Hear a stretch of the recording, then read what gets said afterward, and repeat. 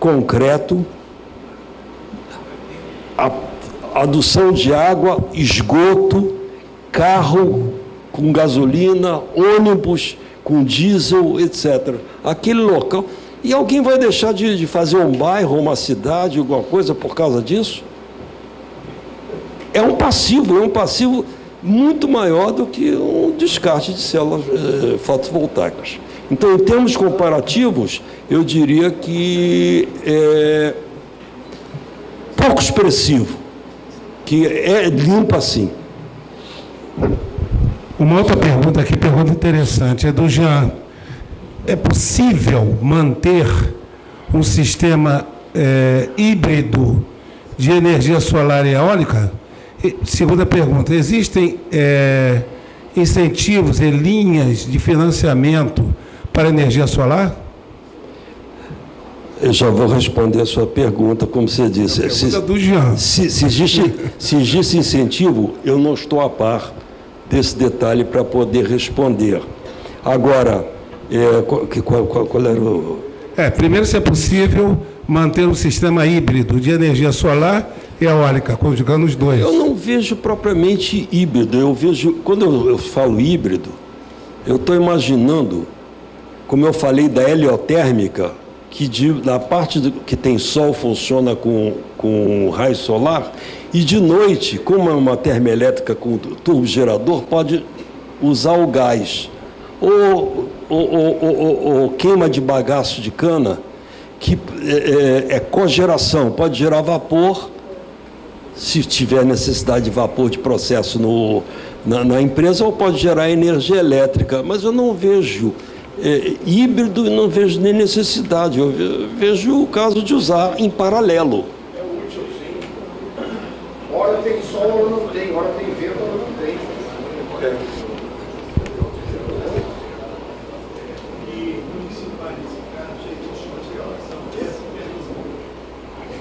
Vou passar o microfone para ele, para os outros ouvirem, tirarem proveito aí da pergunta. Por favor. Boa noite, meu nome é João Batista, eu trabalho no Operador Nacional do Sistema Elétrico. Então, é o seguinte, nos atraiu o texto, né, o tema, por isso que nós estamos aqui hoje.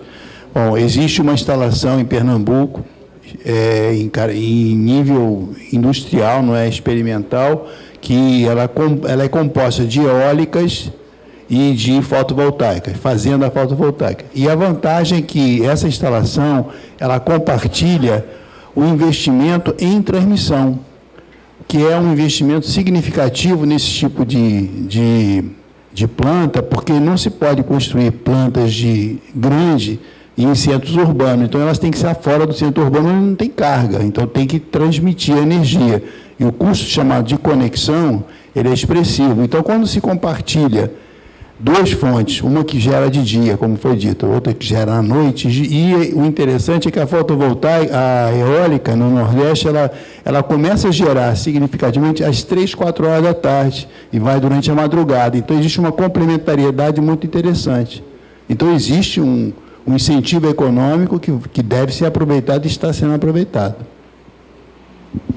Ok, então eu agradeço aos dois por complementarem e estarem me ajudando a aprender um pouco mais. Eu só complementando duas coisas. Eu até mandei um bilhete, mas já que o microfone está aqui, já está disponível na página do MME o Balanço Energético, um documento chamado Resenha Energética 2016, com os dados de 2015. Em 2015, a geração eólica no Brasil ultrapassou a energia nuclear. E também, até pela redução da atividade econômica, a quantidade de energia importada caiu bastante. Registre que um dos fornecedores de energia para o Brasil é a Bolívia, fornecendo gás diariamente. Outro complemento, a questão ali da pergunta anterior, o impacto do passivo na geração fotovoltaica, sem dúvida, a energia limpa, etc. Mas na fabricação, o processo de transformar o silício nesse grau, que é o mesmo do computador, etc., do chip, consome muitos produtos químicos que realmente são problemáticos, tem que tomar cuidado para o descarte deles, tipo ácido fluorídrico, por exemplo. e outros. E, então, tem um cuidado ali. E também um processo que consome muita energia. Sem entrar em muitos detalhes. Obrigado.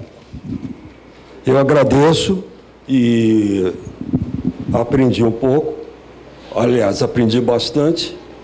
E, pelo que nós vimos da primeira pergunta, realmente há um impacto, mas é um impacto perfeitamente aceitável. Eu queria só, pegando um gancho desse detalhe de passivo, eu trabalho como perito e consultor na área de meio ambiente, na parte de gestão de resíduos e tratamento de água. Agora, uma informação talvez poucos saibam aqui. No Rio de Janeiro, por dia, são gerados 11 mil toneladas de lixo urbano, misturado um pouco com industrial. Vocês não têm ideia da quantidade de lixo e de resíduo urbano e industrial que são gerados. Vou repetir, não são 11 toneladas, são 11 mil toneladas diárias. Uma outra informação para ver o problema, como é um problema terrível. Bom, saneamento ambiental, que está fugindo um pouco, não, o termo que mais usado, que não é uma coisa ruim, é difícil, traz problema, não é uma tragédia. É uma tragédia nacional, saneamento básico. Os problemas que a gente tem de meio ambiente. Uma outra questão é a questão ele comentou sobre o passivo, tudo bem, a gente fica preocupado com esse detalhe. Mas vocês não têm ideia, talvez só quem tenha trabalhado, ou quem tenha informação precisa, como eu tenho, eu tive informação precisa da questão da energia hidrelétrica. O impacto ambiental que causa, não estou dizendo que sou contra ou a favor, mas é um fato. Fato não se discute. O impacto ambiental que traz a construção de uma hidrelétrica é uma coisa terrível. E aí eu estava pensando agora, no mês passado, quando aquela onça foi morta, que atiraram, mataram a onça, porque a onça ia atacar, tudo bem. Estava com risco lá, o tratador, a coisa assim, não vi a notícia assim, em detalhes. Uma onça foi morta, e é interessante que apareceu no noticiário como sendo uma coisa e tal, mas isso aí, qual é a lição que eu aprendi? Que a coisa está mudando. Então, mas o pessoal não tem ideia de quantas onças, quantos micos, não sei quantos animais, o ecossistema abalado terrivelmente por uma construção de uma hidrelétrica. São quilômetros que o ecossistema sofre terrivelmente. Então, comparando com essa questão do silício e outros materiais, é bom a gente repensar, porque poluição, o impacto zero não existe. A gente quer desenvolvimento industrial, beleza, você tem o desenvolvimento, mas essa coisa de poluição zero não existe e não vai existir nunca. Agora é preciso controlar. Infelizmente, o nosso país, em termos de gestão de passivo, de lixo, essa coisa toda, realmente é terrível, mas temos que conviver com isso e procurar uma solução inteligente mais rápida. Eu vou ler outras perguntas aqui. Tadeu, estou igual o locutor de televisão, né? Rapidinho. Tadeu, você pergunta aqui sobre o seguinte, desculpa que eu vou ver se está escrito redução de impacto ao meio ambiente, conclusão. Eu entendi que não é redução, e sim não causa impacto do meio ambiente. Eu não entendi muito bem, Tadeu. É que a energia, essa que ele colocou para nós, não causa impacto ao meio ambiente. Deixa eu explicar. Perdão. Obrigado. A redução do impacto significa o seguinte: utilizar a fotovoltaica, que tem baixo impacto, em substituição a outras que têm maior impacto. Pelo que o senhor colocou para nós, eu entendi que ela não reduz, ela não causa impacto ao meio ambiente. Não. Eu, em nenhum momento eu falei que não. Uma criança, um neném que está nascendo hoje no hospital, ele já está começando a causar impacto ao meio ambiente. Ela não reduz. Então, é claro que é um impacto, uma coisa extremamente bem-vinda, não é negativo, mas causa impacto. Para mim, ela não causa impacto. Se ela é Veja, boa, que ela é boa, ela é limpa, pura, ela não causa impacto. vou repetir, a redução do impacto, usando mais essa que tem pouco impacto ambiental, em lugar, substituindo outras que causam muito impacto. Então, a redução global do impacto, usando a que causa menos, no lugar da que causa mais. É isso que eu quis dizer. Então... Ok? Bom, outra pergunta é do Pedro. Pedro está presente? Pedro. Com relação ao slide, onde se apresentam os elos da corrente, aqueles elos, muito didático, por sinal, o tema legislação vigente, a qual incentiva tanto o meio como o grande investidor, não poderia ser incluído? Aqueles elos da corrente, aquilo não é completo. Aquilo não é completo. Aquilo foram colocados alguns que vieram à mente naquele momento. Mais ou menos pegando os ministérios, etc. Mas aquilo não é completo sob hipótese alguma. Claro que sim. Está respondido? Mais uma pergunta. João Batista S. Silva. Vamos ver aqui. Contratar a intermitência das fotovoltaicas durante o dia e durante a noite. Eu não entendi muito bem. Como prever? Como tratar, né? Segunda, como armazenar a energia das fotovoltaicas? 3, considerando as fotovoltaicas junto às cargas de geração distribuída, como fazer a previsão da carga que é geradora? Onde é a carga, me parece aqui. Correlação temporal entre solar, eólica e as hidrelétricas. Correlação temporal. Quantas perguntas são? São as 4 perguntas.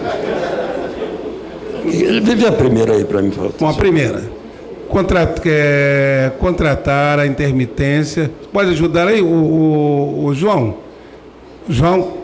Seu João, pode me ajudar aqui para dar um microfone.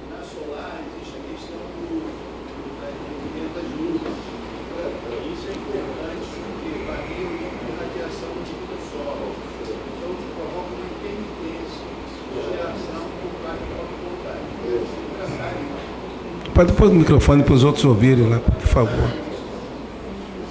Obrigado. Para os outros vocês ouvirem, senão você não... Primeira, a intermitência. A intermitência. O que é a intermitência? É porque, embora o Sol esteja a pino, ele está a pino acima das nuvens.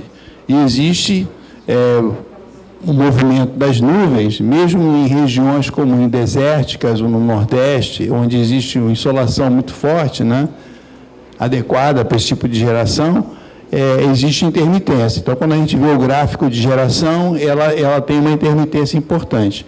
Então, essa intermitência, ela gera um problema, que é a falta de permanência.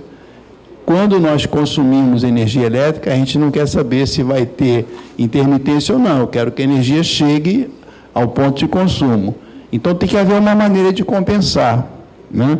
Quer dizer, a pergunta é mais uma provocação para reflexão, porque existe como tratar, né? É só uma questão econômica. Então, essa é a primeira pergunta que eu fiz. Qual é a experiência que existe para mitigar o efeito da intermitência? Eu estou trazendo as questões que estão, digamos, em voga. Posso? Bom, então é o seguinte, esse problema é um problema internacional, né? Então, o que acontece? Nos países em que tem planta de térmica de base, como na Alemanha, por exemplo, na Inglaterra, nos países que consomem, como você mostrou, consomem carvão e petróleo para geração de energia elétrica, elas são térmicas, né? A térmica, como o senhor falou, ela tem um atributo, né, de tendo combustível e tendo dinheiro para comprar o combustível e para pagar o impacto ambiental, ela funciona. Então, ela dá o respaldo, né, o backup da intermitência. Então, no caso do Brasil, a nossa matriz energética, ela está sendo revista, né, nos próximos anos, levando em consideração esse problema da intermitência, que nós vamos ter cerca de 20 mil megawatts de usinas solares em poucos anos no Brasil, uma realidade. Então, tem que compensar esse efeito. Como? Com plantas de geração que deem o suporte nos momentos de falta da radiação, que é natural, não é um defeito, é um fenômeno que acontece, né? Então, por conta disso, quando a gente calcula o custo da matriz energética de um país ou de uma região, considerando a solar, tem que penalizar a solar pelo custo da necessidade do backup. Esse e os outros custos associados às perguntas seguintes. É só para a gente esclarecer que tem benesses e tem ônus também, né?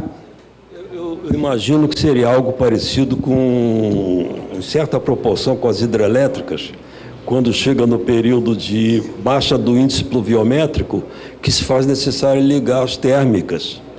Agora, uma outra coisa que eu gostaria de comentar, que digamos, a fusão nuclear é um sonho, etc. Tal.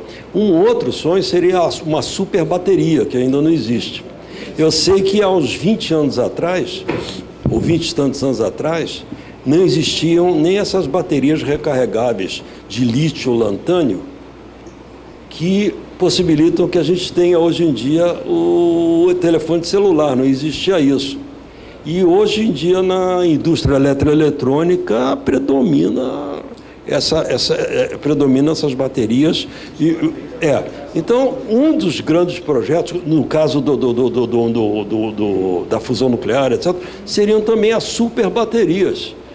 Nós já temos baterias de uma potência razoável para os carros elétricos, mas não é isso, é uma super bateria, porque numa cidade a demanda não é pela média, é pelo pico, porque na hora do pessoal acorda tem que botar a energia lá, e de noite quando chega também, e depois desliga-se turbinas, porque não há necessidade. Se deixar essa turbina ligada, a água, por exemplo, de uma hidrelétrica, podia deixar gerando, essa super bateria absorveria e depois jogaria no sistema. E eu tenho a convicção que a inteligência humana ainda vai fazer isso algum dia. Só dar um complemento também, aproveitando que meu amigo aqui que eu estou conhecendo agora é da ONS, Operador Nacional do Sistema. São duas coisas no tempo muito diferentes. A intermitência da termoelétrica entrar no período de estiagem, de seca, é uma coisa previsível de horas, dias, meses. Agora, o que ele está falando é que o cara está lá, a placa está lá gerando, a qualquer momento vem uma nuvem. Então, é uma coisa muito rápida. Então, eu acho que nós, tudo bem, vamos caminhar para os acumuladores, as superbaterias, etc. A China está um campo de futebol lá, enchendo de bateria embaixo. Ok. Mas eu acho que se nós afinarmos os controles com as nossas barragens hidrelétricas que já estão gerando, na hora que vem a nuvem vai cair a geração solar, assim como cai quando para o vento para de uma hora para outra, a turbina para, vai ter que abrir mais a comporta lá da hidrelétrica, a turbina já está gerando, vai gerar mais. Porque se a gente pensar em ligar uma termoelétrica, leva tempo, não é instantâneo. Até começar a girar e gerar para conectar é um tempo grande. Então tem que pensar em operar melhor as hidrelétricas sincronizando aí. Acho que é uma coisa para resolver no curto prazo, enquanto a tecnologia evolui para os grandes acumuladores. Obrigado. Além dos acumuladores, como eu falei anteriormente, é o desenvolvimento tecnológico da própria energia fotovoltaica, que nós conhecemos energia solar fotovoltaica desse jeito como foi mostrado com esses painéis, etc. Daqui a 10, 20 anos, eu não sei em quanto tempo, não vai ser assim. Eu vou comentar com os senhores, isso não é ciência nem tecnologia, isso é mais ficção científica.